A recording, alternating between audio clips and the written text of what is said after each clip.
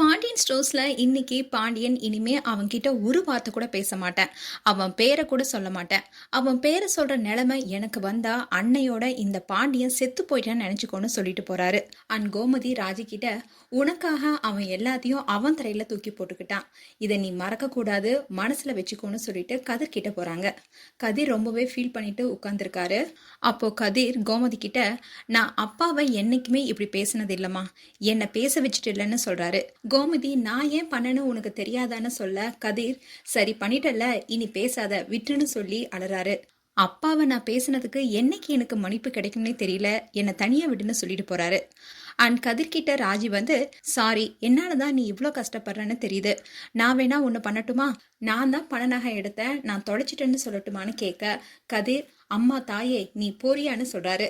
உடனே ராஜி, உன் நலத்துக்காக தான் நான் சொல்றேன்னு சொல்ல கதிர், நீ பண்ணதே எனக்கு போதும், எத்தனை முறை உன்கிட்ட சொன்னேன் அந்த பொறுக்கி கிட்ட பேசாதுன்னு, சொன்னா கேட்டியா, எவ்வளவு செல்ஃபிஷா இருந்த, இப்போ என்னாச்சு, உனக்கு ஒன்றும் ஆகல, சம்பந்தமே இல்லாம என் வாழ்க்கை சின்ன பின்னமா போய் நிக்குது, உன்னை பார்த்தாலே எனக்கு எரிச்சலா வருது, இங்க இருந்து போன்னு சொல்றாரு. ராஜி அழுந்துகிட்டே இருக்காங்க. கதிர் கத்துறாரு, ராஜியும் போறாங்க.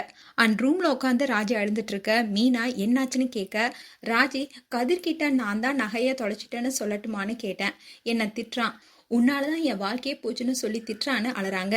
மீனா சமாதானப்படுத்துறாங்க. இதுதான் இந்த எபிசோட வரப்போகுது.